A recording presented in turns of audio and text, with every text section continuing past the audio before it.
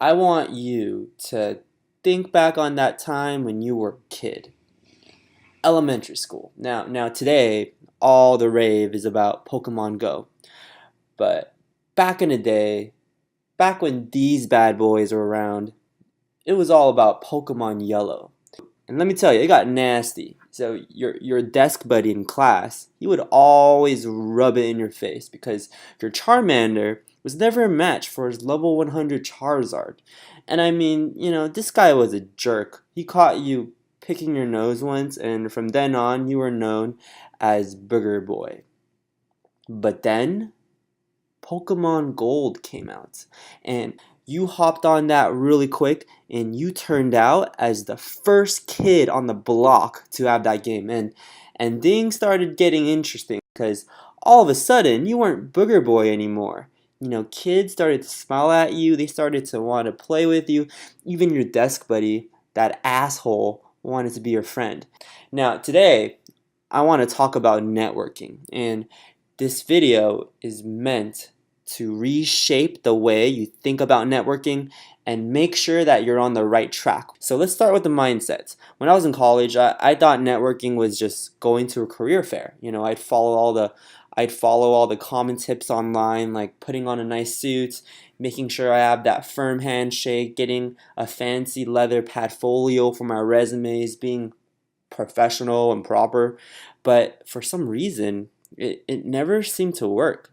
Now, I'm not saying that career fairs are bad. I mean, companies are paying some serious cash to be there and look for people like you. So, it's definitely a way to land a job. But if you think about it, when you approach someone at a booth, okay, so someone standing there with their nice suit and you approach them, the moment they look at you, they already know your intention.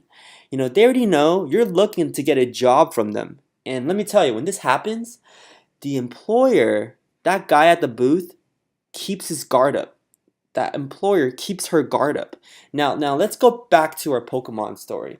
When these kids started being nice to you, when that desk buddy decided to be your friend, what's going on in your head? What are you thinking? Well, I'll tell you what you're thinking. In your mind, you know these kids aren't actually interested in you. They're interested in your game. And it's the same thing at the career fair or a speaking engagement or any other recruiting event out there. The professionals talking to you know your intention and they keep their guard up.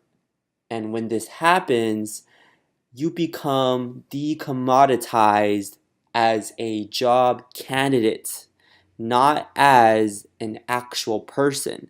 You become like any other candidate out there in the room. And here's my point. It's going to be way harder for you to develop a connection or relationship with that person because as far as that employer is concerned, you're going to need to be the most qualified, most experienced, most fit person culturally in the entire room for that job. So let me get to the mindsets. The goal for networking is not to go to some career fair. Obviously, that's a way to do it, but the purpose of it is to develop a long-term relationship by creating a connection. Now, enter Steve. Now, this kid here is your homie. He's the kid that was with you when you bought your first Game Boy, and he was there with you when you upgraded to a Game Boy Advance.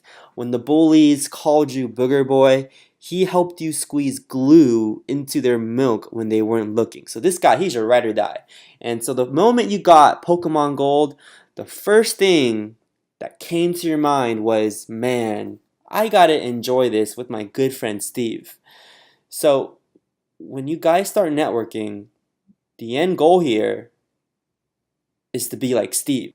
There are a lot of jobs out there that aren't even publicly posted. And so what you want to do is develop the kind of relationship where an employer thinks about you the moment a job position opens up. And again, going back to the mindset, this happens when you have developed a long-term relationship with someone. So to conclude, networking really just comes down to intention. The purpose of networking is to connect with professionals out there with the intention of building a relationship. Now, obviously, you and I both know that the end goal here is for you to get a job. And by all means, it's important, if not necessary, to let professionals know your goals when you start connecting with them. But if your networking strategy is to approach a professional with the intention of getting a job from them, they keep their guard up and you become decommoditized as a job candidate, not as a person that you can develop a relationship with. So, the goal, your networking strategy needs to have this mindset where you're trying to create some sort of connection and build a relationship because maybe 6 months, a year, 2 years from now, when a job position opens up, you'll be like Steve, where the employer thinks, this guy I've been talking to is pretty cool. Let me shoot him an email. Or if they have a friend looking for an entry level position, they'll say, you know what? I know exactly the person you need for this job. So in the future lessons, I'm going to go in depth on the step-by-step process of how to use this approach to help you start building your network.